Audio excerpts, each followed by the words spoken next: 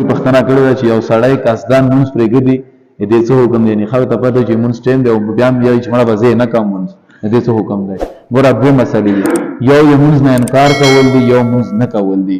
که یو سړی مونځ نه انکار وکړي چې مړه مونځ پکې چا راوښکلو بس مونځ خو زموږ غټه خبره نه، نعوذ بالله من ذلک، نو په دا خبره کولو سره چې څومره تاسو علماو له لاړ شو په دا خبرو کولو سره سړی د اسلام نه خارجېږي، کفر فتوا پرې باندې لګېږي.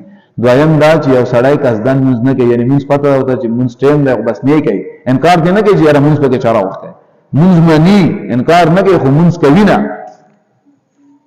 نو نور امامانو په نیز باندې په ده باندې نو کفر فتوا لګېږي، خو امام ابو حنیفه رحمت الله تعالی په نیز باندې یو سړی قصدن مونځ پرېږدي یعنې مونځ نه کوي نو دا چې کوم دی دغه عمل یې ټیک عمل نه دی، قصدن مونځ پرېښولو والا حدیث مبارک کې ورته کفر لکه استعمال شوی دی. علما فرمایي چې انکار ته نه وکړي کافر دی او چې انکار یې نه وي کړی نو ګناه کبیره ده، سخت عظیمه ګناه ده. دا څه عجیبه غوندې خبره، مونځ څنګه پرېږدي خلک؟ مونځ خو سره پرېښو والا عمل دی نه چې مونځ پرېږدي. نو کوشش به مونږ کوو چې 15 وخته مونځ پابندۍ سره کوو ټول انشاءالله العزیز. په یو مونځ په دوه مونځونو په درو مونځونو باندې خلاصی نشته چې په دوه په درو مونځونو خلاص شو.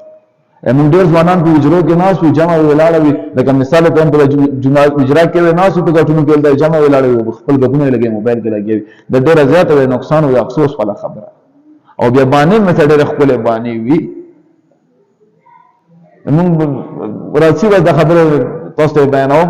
اوس موږ دا هفته مخکې خبره ده، یو د درې کسه جومات نه چې زه ننواتم جامع نه ننواتم، بهر یو درې کسه په کورسو کې ناست وو حجره کې، والله بندګانو جامع ټیم د جومات نه ننوځو، جامع ولاړه، څومره نقصان خبره چې جومات په خوله کې ناست یې او ته جومات نه ننوځې، څومره نقصان خبره.